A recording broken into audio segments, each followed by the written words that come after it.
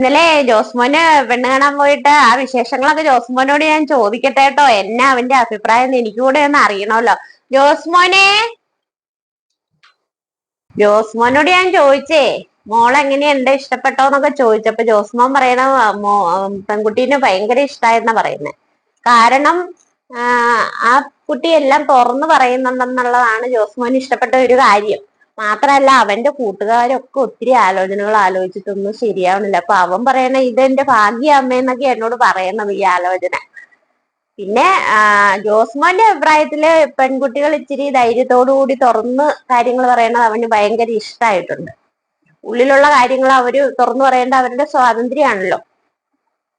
അപ്പൊ ഞാൻ ജോസ്മോനോട് പറഞ്ഞു, ജോസ്മോൻ ഈ പറയണതൊക്കെ എനിക്ക് ഇഷ്ടപ്പെട്ടു, പക്ഷെ കല്യാണം കഴിഞ്ഞിട്ടും ഇതുപോലെ തന്നെ നല്ല രീതിയിൽ പോണെന്ന് ഞാൻ പറഞ്ഞിട്ടുണ്ട്.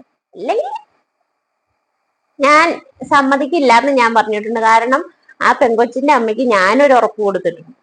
ഒരു പ്രശ്നവും വരാതെ ഞാൻ എന്റെ വീട്ടിൽ നോക്കിക്കോളാം, ജോസ്മോന്റെ കാര്യത്തിൽ ഗ്യാരണ്ടി ഞാൻ പറഞ്ഞിട്ടുണ്ട്.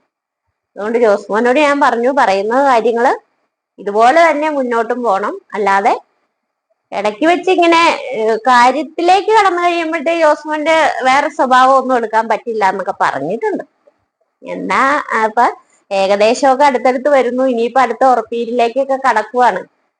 അപ്പൊ ആ സമയത്തൊക്കെ ഇനി ഉറപ്പീരിന്റെ വീഡിയോ ഒക്കെ ഇടാട്ടോ. എല്ലാരും കാണണം, ലൈക്ക് ചെയ്യണം, ഷെയർ ചെയ്യണേ, സബ്സ്ക്രൈബ് ചെയ്യാൻ മറക്കരുത് കേട്ടോ.